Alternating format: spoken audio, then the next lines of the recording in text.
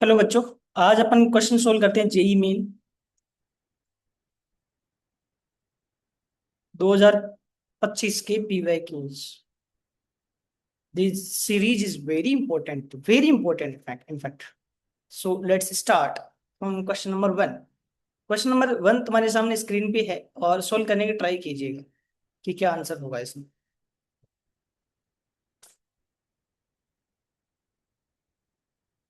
Question number one में अगर हम बात करें तो क्वेश्चन नंबर वन क्या बोल रहा है देखते हैं एकदम आराम से। क्वेश्चन नंबर बोल रहा है which of the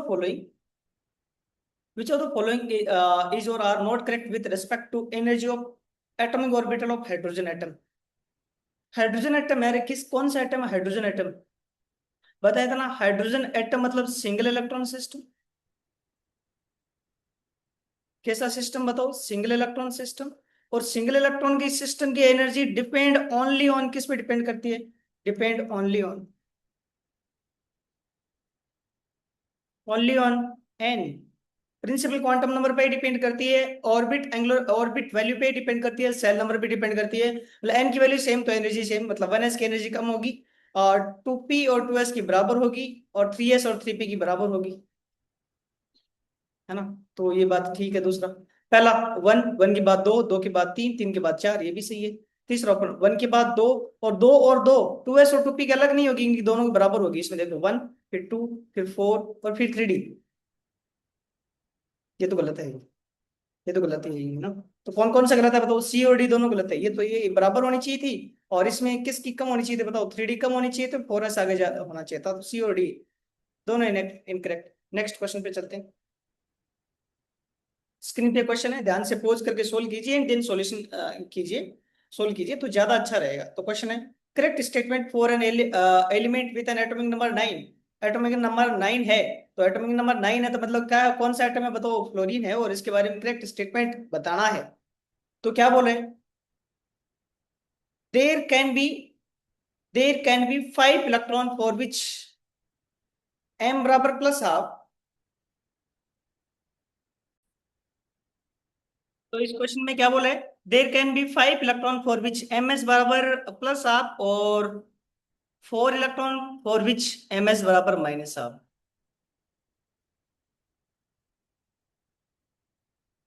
atomic number 9 है। फ्लोरीन के बारे में बताना है। क्या होता है फ्लोरीन का atomic configuration? 1s2, 2s2, 2p, 5 क्या? इस डब्बे में 2 electron, spin plus half minus half, इसमें भी 2 इलेक्ट्रॉन, और इसमें कितने इलेक्ट्रॉन बताओ? 5 इलेक्ट्रॉन। अब देखो, स्पिन इसकी प्लस हाफ है, तो इसकी प्लस हाफ है, ना। दूसरे की क्या हो जाएगी? माइनस हाफ, उल्टे वाले की। तो इसकी भी क्या आनी चाहिए? ऊपर वाले की प्लस हाफ ले रहे हैं मतलब। तो प्लस हाफ के कितने इलेक्ट्रॉन हो सकते हैं बताओ? प्लस हाफ का एक, दो, तीन, चार, पांच। ये पांच भी हो सकता है और चार भी हो सकता है। क्यों? मान लो इसकी स्पिन क्या हो जाए? Minus half. अब माइनस हाफ वाले कितने हो सकते हैं? एक, दो, तीन और चार। उल्टे वाले माइनस हाफ के होंगे, तो माइनस हाफ के चार। तो प्लस हाफ के, अगर प्लस हाफ के कितने हैं? 5 इलेक्ट्रॉन, तो माइनस हाफ के कितने होंगे? 4 इलेक्ट्रॉन। ये तो स्टेटमेंट ठीक है। फिर there is only 1 electron in 2p Z orbital. 2p Z, अरे ओनली बोलते ही मतलब 2p जेड। ये जरूरी थोड़ी ये 2p जेड हो। 2p जेड ये भी हो सकता है, और 2p जेड ये भी हो सकता है, क्योंकि अ, ये भी हो सकता है पीजेड, क्योंकि एक क्या होगा इसमें से? px, एक होगा py और एक होगा pz। तो 2p जेड जो है कोई सा भी हो सकता है। मतलब pz में 2 इलेक्ट्रॉन भी हो सकता है और एक भी हो सकता है। ये पूछता कि यहाँ पे 1 इलेक्ट्रॉन हो सकता है तब सही था, अदरवाइज ये गलत है। C option. Last electron goes to orbital N बराबर 2 और एन बराबर 1। ये बात सही है। लास्ट इलेक्ट्रॉन किस में जा रहा है बताओ? टू, 2p में। 2p में मतलब 2p का मतलब एन की वैल्यू 2 है और एल की वैल्यू 1 है। ये बात बिल्कुल सही है। चौथा option, the sum of angular node of all the atomic orbital is 1। Sum of angular node, सारे ऑर्बिटल का एंगुलर नोड क्या होता है बताओ? एल। एल इसका क्या होगा? जीरो। इसका क्या होगा? जीरो। और इसका क्या होगा? 1। नहीं क्या?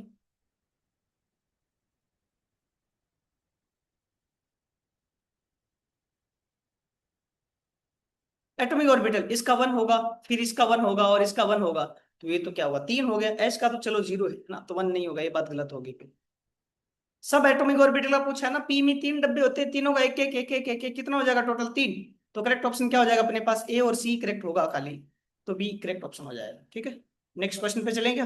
चलो, consider ground state chromium atom, Z बराबर कितना बताओ, एटॉमिक नंबर दे रखा है अगले ने, कितना दे रखा है 24। How many electron are with azimuthal quantum number L बराबर 1 और एल बराबर 2।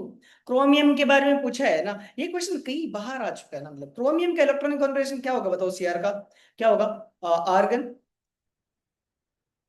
3d5 और 4s1, ये तो याद ही हो जाना चाहिए तुम्हें, मतलब एल बराबर 1 और 2 भी बोल रहे हैं तो आर्गन का भी लिख दो, क्या होता है आर्गन का, 1s2, 2s2, 2p6, 3s2, 3p6, है ना, फिर 3d5 और 4s1। एल बराबर 1 वाले इलेक्ट्रॉन देखिए बताओ, इसका एल 0, इसका 0 0, इसका एल 1 है, इसका एल 0, पी का एल 1, डी का एल 2, और इसमें एल कितना बताओ 0। तो एल बराबर 1 के इलेक्ट्रॉन कितने, 6 और 6 12। एल बराबर 2 के कितने इलेक्ट्रॉन है, 5, तो 12 और 5 इज करेक्ट ऑप्शन। चलो नेक्स्ट क्वेश्चन तुम्हारे सामने स्क्रीन पे, आराम से देखो और सोल्व करो ना, पॉज कर लेना वीडियो को, क्योंकि मैं तो लगातार ही करूंगा ना record. Which one of the following about an electron occupy the one s orbital in a hydrogen atom is incorrect. The probability density of finding electron is maximum at nucleus, तुम्हें पता है ना वनएस का ग्राफ कैसे बनता है, वनएस का और साई स्क्वायर का ग्राफ कैसे बनता है पता है ना तुम्हें। न्यूक्लियस के पास एस में ना, एस में न्यूक्लियस के पास इलेक्ट्रॉन डेंसिटी क्या होती है बताओ, मैक्सिमम। ये बात क्लियर हुई कि नहीं हुई? पहली बात तो ये ठीक है, ठीक है करेक्ट है। The electron can be found at distance 2a0 from the nucleus. अरे ये न्यूक्लियस है ना, ये इलेक्ट्रॉन इनफाइनाइट तक जा सकता है। कहां तक जा सकता है, इनफाइनाइट तक जा सकता है, पॉसिबिलिटी होती है ना, मतलब ए नोट है उसकी बोर रेडियस अगर ए नोट है, 1s है तो जरूरी नहीं ए नोट है मतलब इलेक्ट्रॉन वहां तक नहीं जा सकता, जस्ट एक प्रोबेबिलिटी है कि 1s में क्या होगा, ए नोट तक मैक्सिमम इलेक्ट्रॉन मिलेगा, उसके बाद भी इलेक्ट्रॉन हो सकता है। ये तो अपने आर रेडियस जाती है इनफाइनाइट तक जाती है ये ना, मतलब तो ये मतलब काफी दूरी तक इलेक्ट्रॉन मिल सकता है प्रोबेबिलिटी में ना। यहाँ पे तो 0 पे तो मैक्सिमम है न्यूक्लियस के पास में, ये न्यूक्लियस मानो, उसके बाद प्रोबेबिलिटी घट रही है बट ऐसा नहीं है 0 है, तो ये स्टेटमेंट सही है। One S electron is spherical symmetrical, yes. One S क्या होता है, गोल गोल होता है, बात ठीक है।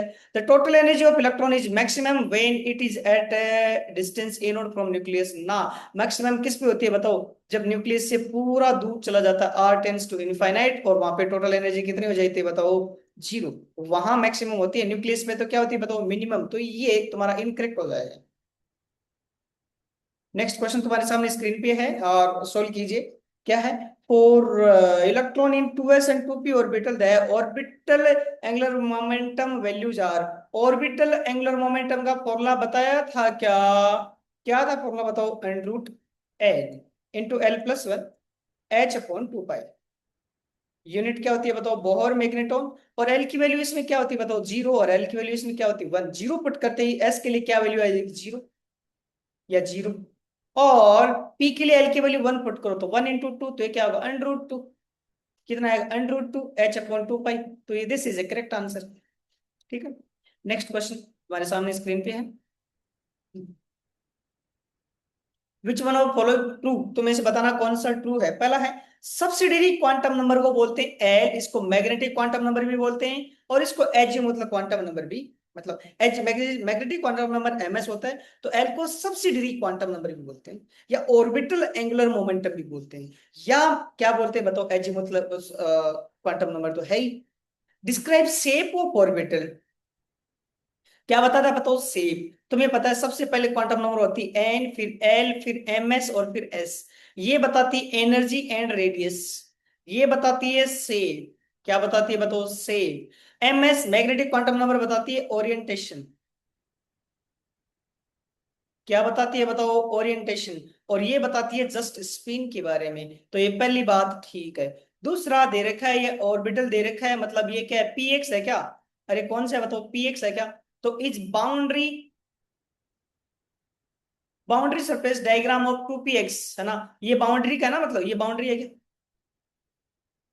ये बाउंड्री होती है कि अरे पी एक्स ऐसे तो होता है, ऐसे डम्बेल डमरू के टाइप होता है ना, पी एक्स डायरेक्शन में पड़ा होना चाहिए। वाई में होता तो पी वाई हो जाता है, जेड में होता तो पी जेड हो जाता है।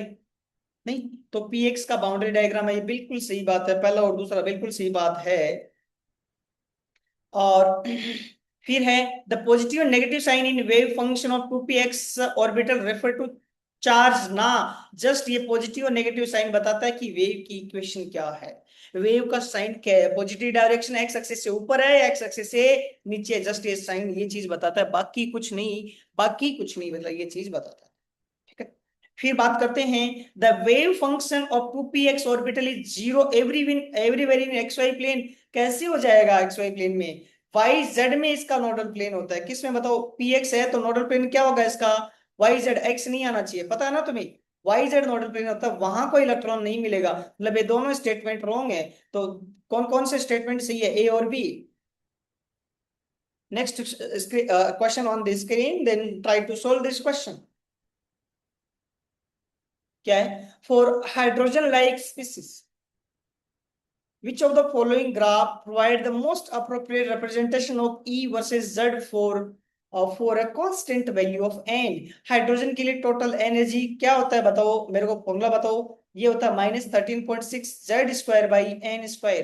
अब मेरे को बताओ Z और E में कैसा ग्राफ है? Z और N में, सॉरी E और Z में पैराबोलिक है, स्क्वायर कौन हो रहा था? Z। तो जो कटोरा है किधर खुलेगा? जिसका स्क्वायर ना हो। तो नॉर्मली कटोरा क्या होता है? वाई बराबर 4ax² में कटोरा किधर खुलेगा? वाई की तरफ। तो ई एनर्जी की है ना, वाई क्या है अपने पास? ये एनर्जी है। और एक्स क्या है बताओ? जेड है ना, इसका स्क्वायर है ना। तो स्क्वायर होता है उधर ग्राफ, कटोरा नहीं होता। पैराबोला तो तुम्हें पता ना, स्क्वायर होते पैराबोला ग्राफ है। ये ऊपर पैराबोला खुलना चाहिए था, पैराबोला किधर खुलेगा बताओ? नीचे। क्यों? साइन क्या है? नेगेटिव। तो जो ग्राफ आ रहा था ना, उसको क्या ले लो, जो एक्स एक्सिस है उसके अबाउट एक क्या रख दो बताओ? मिरर रख दो और उसका मिरर इमेज आ जाएगा। ठीक है।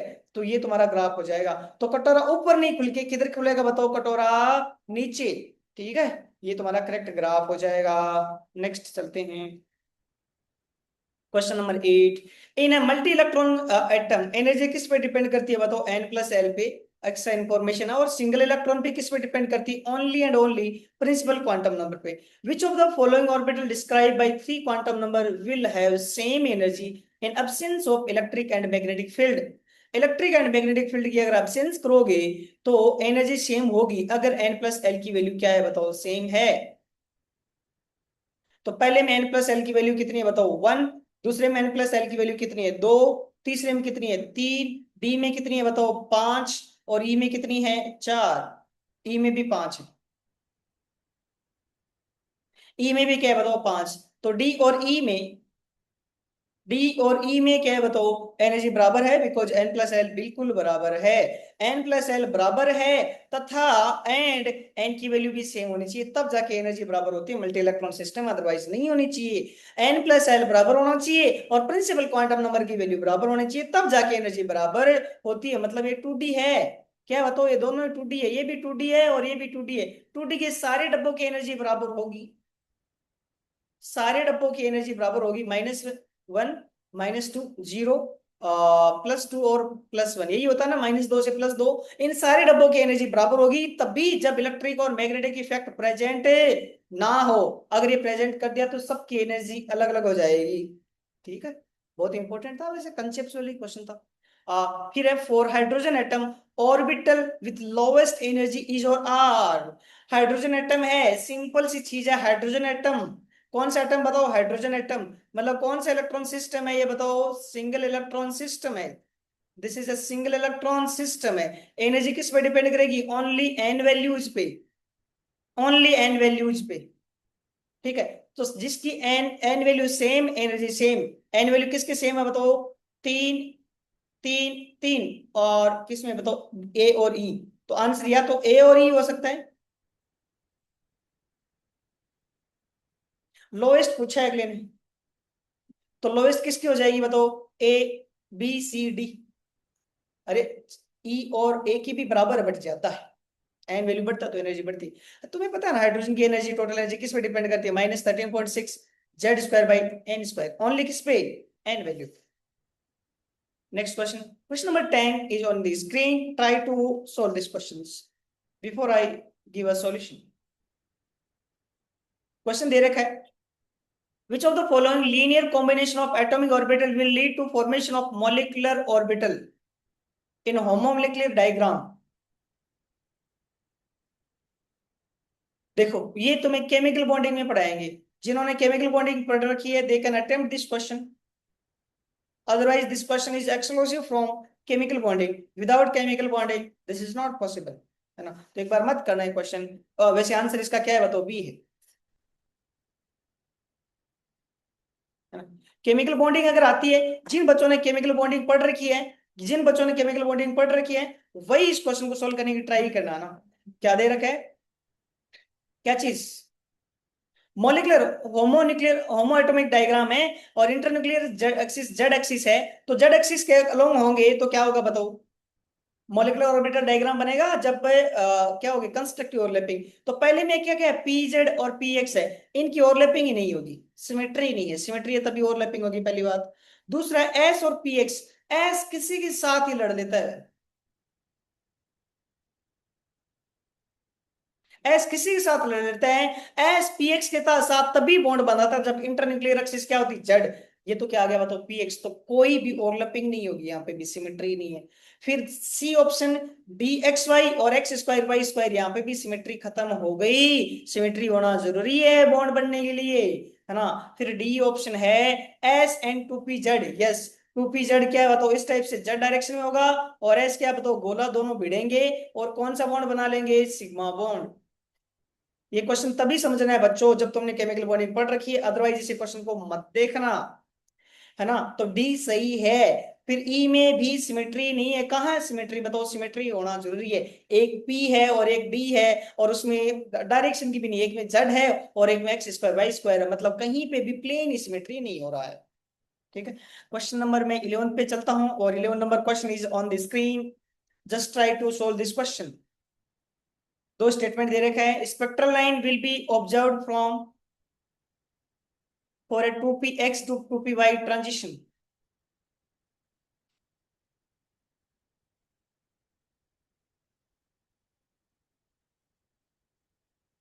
टू पी एक्स और टू पी वाई, पी के पी सब सेल के तीन डब्बे हैं और तीन डब्बों की एनर्जी बराबर होती है. और एनर्जी बराबर होती है तो इलेक्ट्रॉन कहीं जाएगा ही नहीं. मान लो ये इलेक्ट्रिक और मैग्नेटिक फील्ड अप्लाई करता तब ये पॉसिबिलिटी थी, तब पॉसिबिलिटी बनती थी. अदरवाइज तो है नहीं मतलब इसमें, है ना. तो बोलता क्लियर कट कि इलेक्ट्रिक और मैग्नेटिक फील्ड अप्लाई है तब पी एक्स और पी वाई की एनर्जी अलग अलग होती है. अदरवाइज पी के तीन डब्बे होते हैं. कौन कौन सा? पी एक्स, पी वाई और पी जेड. तीनों की एनर्जी विल बी इक्वल.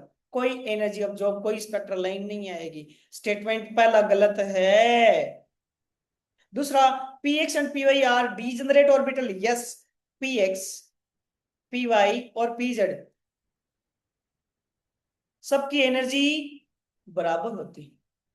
तो जनरलाइज अपन को कुछ नहीं दे रखा तो ये लेना है कि इलेक्ट्रिक और मैग्नेटिक फील्ड अप्लाइड नहीं है, क्योंकि अपने सिलेबस में यही है. सिलेबस में यही है. बहुत हाई लेवल पे इनको मेंशन करना चाहिए था. उसके अकॉर्डिंग दोनों में गलत हो सकते थे अगर बहुत ज्यादा सोचो तो तुम. अदरवाइज अपन को पता है इन दोनों डब्ल्यू की एनर्जी बराबर है तो कोई स्पेक्ट्रल लाइन नहीं आएगी, क्योंकि कोई एनर्जी नहीं है. अरे स्पेक्ट्रल लाइन कब आती है? जब हायर से लोअर आए. इसमें तो कुछ है ही, इन दोनों की एनर्जी बराबर है, कहाँ जाएगा? इन दोनों की एनर्जी बराबर है तो डीजेनरेट ऑर्बिटल है. तो पहला गलत है और दूसरा सही है. नेक्स्ट क्वेश्चन है. Given below are two statement. दो स्टेटमेंट दे रखे हैं. For a given shell total number of allowed orbital is given by l n square. N square होता है या two n square?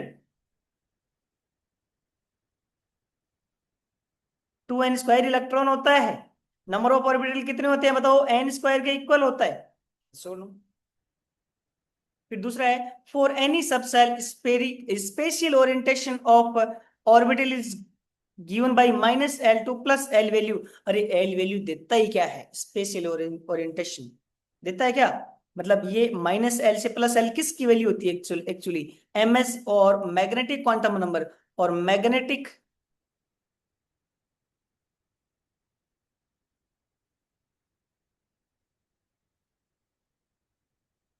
Magnetic quantum number क्या देती है बताओ? ओरिएंटेशन. और ये बोल रहा है अगला कि ओरिएंटेशन देगा. बात सही है. तो दोनों ही स्टेटमेंट क्या है बताओ? सही है. फिर 30 नंबर क्वेश्चन पे चलते हैं. Given below are two statement, है ना। पहला स्टेटमेंट है, it is possible to specify simultaneously with arbitrary precision, arbitrary precision both the linear momentum and position of a particle. Arbitrary precision मतलब ज्यादा प्रिसीजन नहीं है, गलती के साथ तो तुम कर ही सकते हो ना। तुम्हें पता ना delta x into delta p y बराबर मिनिमम क्या है, एक्यूरेसी रहती है। तो तुम्हें पता ना आर्बिट्रेरी प्रिसीजन क्या चीज है, momentum delta P into delta x बराबर क्या होता है बताओ, एच अपॉन 4 पाई।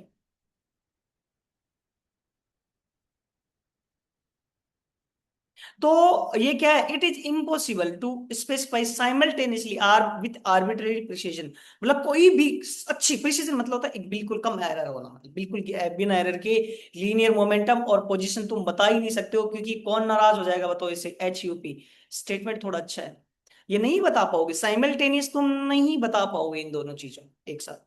तो पहला स्टेटमेंट ट्रू है, नहीं बता पाओगे क्या चीज डेल्टा पी और डेल्टा एक्स एक साथ नहीं बता पाओगे अच्छी मतलब प्रिसीजन के साथ। दूसरा स्टेटमेंट है, if uncertainty in measurement of position and uncertainty in measurement of momentum are equal for an electron, then uncertainty in the measurement of velocity. सीधा क्वेश्चन है क्या। अगला बोल रहा है डेल्टा एक्स और डेल्टा पी बराबर है, डेल्टा एक्स डेल्टा पी को क्या लिख सकते हैं, एम इंटू डेल्टा वी। अरे जानते हो ना, पी बराबर क्या होता है, एम वी। तो डेल्टा पी क्या आ जाएगा, एम इंटू डेल्टा वी। ये सुनो, अब दोनों में क्या बताओ बराबर वैल्यू है। यहां से तुम्हें एक चीज पता भी है, डेल्टा एक्स डेल्टा वी बराबर क्या होता है, h upon 4 pi into m. दोनों बराबर है, एक का स्क्वायर कर दो, इसको भी डेल्टा वी रख दो, बड़ा पंगा है। अब डेल्टा एक्स बराबर क्या होगा, एम इंटू डेल्टा वी, है ना। तो एक एम और आ जाएगा, बराबर क्या होगा, h upon 4 pi into m. अरे समझ आएगा, मैंने डेल्टा ई वी क्या रख दिया, m into delta, sorry delta x क्या रख दिया, डेल्टा एक्स क्या रख दिया, एम इंटू डेल्टा वी रख दो यहाँ पे। एम बाहर आ जाएगा, स्क्वायर हो जाएगा यहाँ से। डेल्टा वी बराबर क्या आ जाएगा बताओ, अंडर रूट एच अपॉन 4 पाई, और एम का स्क्वायर है तो एम बाहर आ जाएगा 1 अपॉन एम। ये टू भी बाहर आ जाएगा, एच अपॉन पाई। तो ये बात तो बिल्कुल सही है, सही है कि नहीं, है ना, दोनों ही सही है। तो करेक्ट ऑप्शन क्या हो जाएगा बताओ, सी।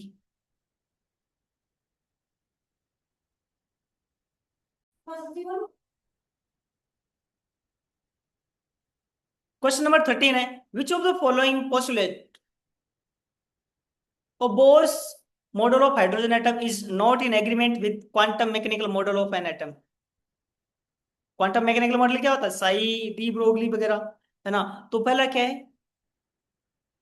N atom, an atom in a stationary state, पहला option state does not emit electromagnetic radiation as long as it stay in the same state। सही बात है, ये तो मतलब जब जब एनर्जी चाहिए मैं तो कुछ ही नहीं करेगा, वो पड़ा रहेगा, ना तो एनर्जी रिलीज करेगा ना absorb करेगा, B option. An atom can take only certain distinct energies E1, E2, E3।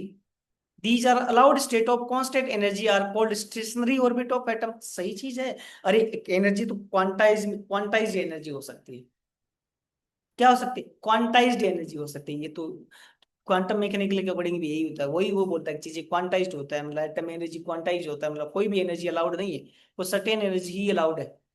फिर क्या, C option, when an electron makes a transition from a higher state to lower state then it emit photon। obviously कोई चीज अगर higher से आ रहा है तो lower में एनर्जी रिलीज करेगी, कॉमन सेंस वाली चीज है।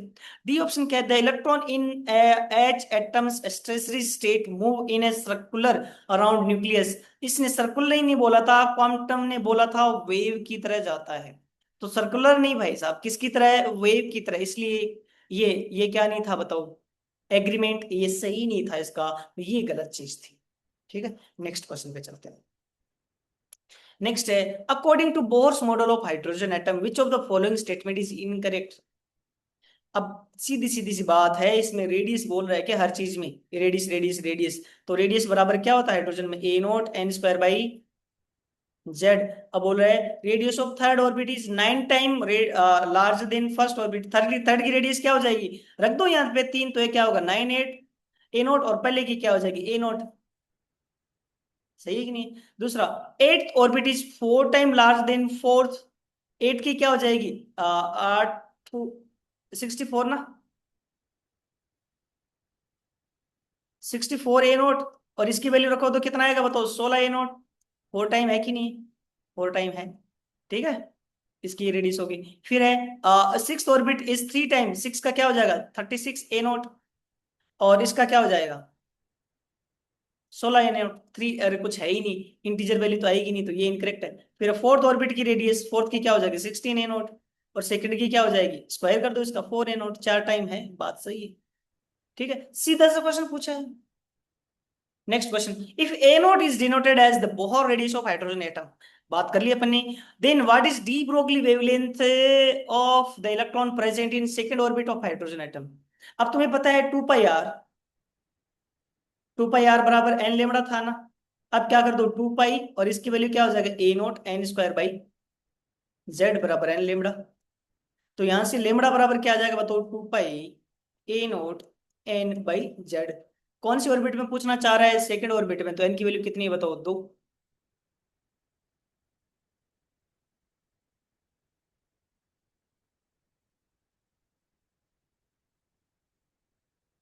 2 वैल्यू रख दो तो ये 4 पाई A0 आएगा।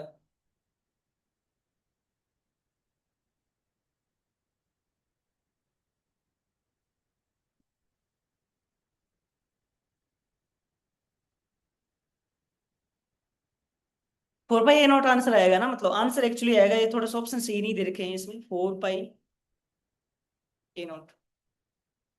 फोर्थ ऑर्बिट की पूछता तो 8 आ जाता ना। थोड़ा सा टाइपिंग में गलत किया उन्होंने ऑप्शन में, ठीक है क्या? अरे ऐसा क्वेश्चन तो निकाल दोगे ना, ये तुम्हें फॉर्मूला पता होना चाहिए डी ब्रोगली का वेवलेंथ, बहुत इंपॉर्टेंट है। डी ब्रोगली में क्या होता है? 2 पाई आर बराबर एन लेमड़ा होता है क्या? थोड़ा ध्यान में रखनी चीज। फिर 17 क्वेश्चन है, heat treatment of muscular pain involve variation of wavelength of this angstrom, which spectral line of H atom is suitable for this. मतलब ये तुम्हें ना जो स्पेक्ट्रल लाइन है ना, उसकी वैल्यू ये आनी चाहिए, वेवलेंथ, वेवलेंथ की वैल्यू ये आनी चाहिए, निकाल सकोगे। मतलब अब तुम्हें पता है 1/लेमड़ा बराबर क्या होता है? R Z²। हाइड्रोजन एटम है तो उसका 1² हो जाएगा। 1/n1² minus 1/n2²। देख लो किसमें ये वेवलेंथ ये आ रही है। पहले इसमें देख लें बाल्मर सीरीज में, तो बाल्मर सीरीज की लेमड़ा क्या आ जाएगी? 1/लेमड़ा बराबर R, है ना? इनफाइनाइट है तो एक तो 0 हो जाएगा और एक 1/4 हो जाएगा। यहाँ से लेमड़ा सीधा सीधा आ जाएगा, लेमड़ा बराबर 4/R। आर की वैल्यू दे रखी है 4/10⁵ सेंटीमीटर है, तो ये क्या आ जाएगा बताओ? 4 × 10⁻⁵ सेंटीमीटर इनवर्स। मीटर में भी जाओगे ना तो ये तो आने से रख भी, इसमें देख लो रे। तो 1/लेमड़ा बराबर क्या आ जाएगा? सीधा सीधा ये 1 आएगा, मतलब आर आएगी, मतलब लेमड़ा की वैल्यू ये 1/r, और बाकी 1 रहेगा तो लेमड़ा वैल्यू क्या आ जाएगी बताओ? आर। और आर की वैल्यू कितनी दे रखी है? 10⁵ सेंटीमीटर इनवर्स। मीटर में क्या हो जाएगी बताओ? मीटर में ये 10 की पावर बढ़ जाएगी, उल्टा है ना इसलिए 10⁻⁻। अरे जानते हो ना, 1/सेंटीमीटर बराबर क्या हो जाएगा? 1/10⁻²मीटर। तो अगर सेंटीमीटर इनवर्स है तो 100 ऊपर जाएगा, तो ऊपर हो जाएगा ना, 10⁻² से मल्टीप्लाई हो जाएगा। सीधा मीटर होता तो 10⁻⁻। कन्वर्जन कर लोगे ना, नहीं आ रहा तो नीचे कमेंट कर देना कि ये नहीं है सर, दोबारा बता दो। फिर है पैसन सीरीज में अगर हम बात करें तो लेमड़ा बराबर क्या होगा? 1/लेमड़ा बराबर आर। एक क्या हो जाएगा बताओ? एक तो 0 और एक हो जाएगा 1/9। तो लेमड़ा बराबर क्या आ जाएगा बताओ? R/9, sorry 9/R। क्या हो जाएगा? 9/R। आर की वैल्यू तुम्हें दे रखी है 10⁵ सेंटीमीटर इनवर्स। तो क्या होगा? 9 × 10⁻⁵ सेंटीमीटर इनवर्स। ये 1/लेमड़ा होगा -5, तो -7, गलत कर दिया थोड़ा सा। मीटर में क्या हो जाएगा बताओ? ये 9 × 10⁻⁻,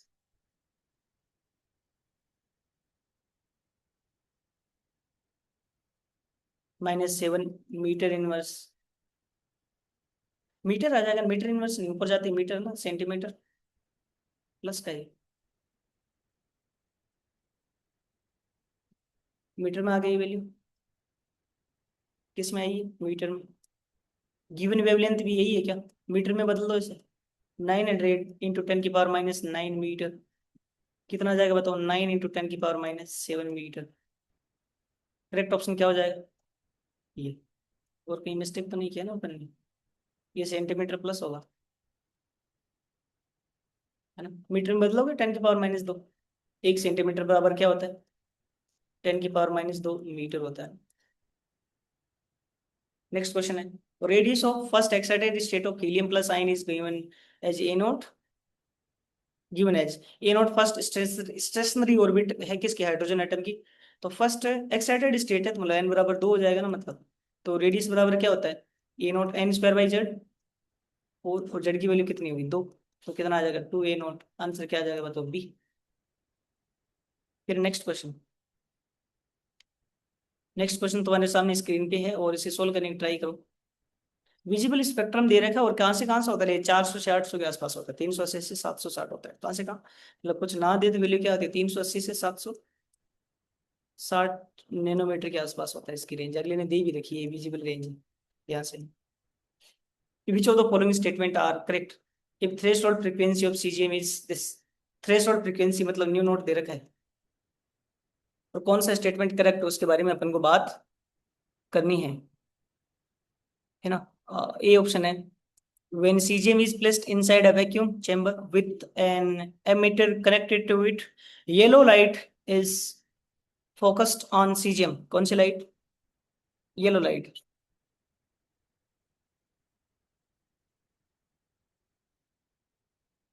cesium emitter shows the presence of current। मतलब न्यू नोट दे रखी है तुम्हें फ्रीक्वेंसी। अब आने वाली लाइट की फ्रीक्वेंसी इसकी रेंज में होना चाहिए, तो येलो लाइट की फ्रीक्वेंसी तुम बता सकते हो। ये लगभग है ना, येलो लाइट यहाँ से है ना, येलो येलो मतलब पीली। ये लगभग यहाँ, ये तुम मान लो 550 के आसपास मान लो। अब सीजी में गिर रही है, आने वाली फ्रीक्वेंसी इससे ऊपर होगी तब क्या फोटो इलेक्ट्रिक इफेक्ट होगा, अदरवाइज नहीं होगा। तो येलो लाइट की ना फ्रीक्वेंसी निकालते हैं अपन, किसकी? येलो लाइट की। तो क्या हो जाएगा? C 3 × 10⁸। और ये हो जाएगा लगभग तुम है ना अप्रोक्स 600 भी मान लो चलेगा। तुम 600 × 10⁻⁻ कितनी बताओ? नैनोमीटर है। एग्जैक्ट दी नहीं रखी, दे रही नहीं रखी वेलोसिटी, मतलब 600 स्लाइटली नीचे है ना मीटर में। ये कितना जाएगा बताओ? 7। ये 1/2 और 7 × 10⁻15। तो ये हो जाएगा 5 × 10⁻14। अब ये देखो न्यू नोट, ये न्यू आने वाली फ्रीक्वेंसी क्या न्यू नोट से ज्यादा है? न्यू नोट इससे ज्यादा है। अरे न्यू नोट इससे ज्यादा है, मतलब न्यू नोट से कम है। न्यू नोट से,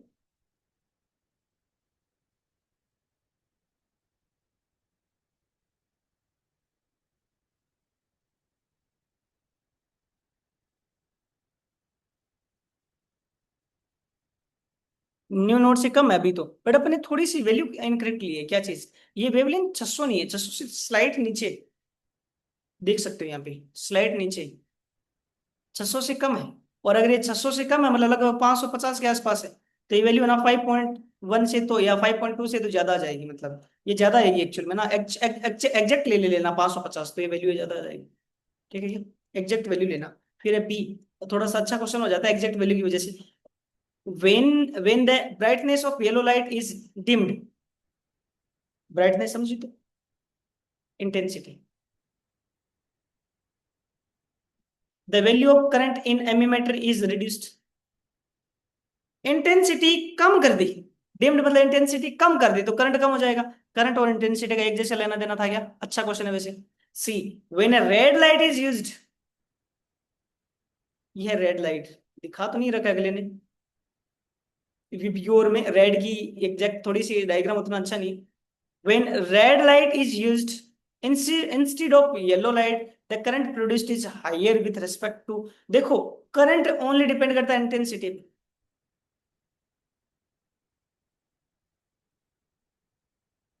करंट ओनली किस पे डिपेंड करता है बताओ? इंटेंसिटी पे। इंटेंसिटी तुम चेंज कर नहीं रहे हो, तो करंट पे कोई फर्क नहीं पड़ेगा। करंट किससे डिपेंड करता है ओनली बताओ? करंट अफेक्टेड बाज इंटेंसिटी, जो पिछली बार दे रखा था। करंट को कोई लेना देना नहीं है किससे। कितनी एनर्जी बढ़ा दी तुमने, इंटेंसिटी बढ़ाओ तब तो होगा ही।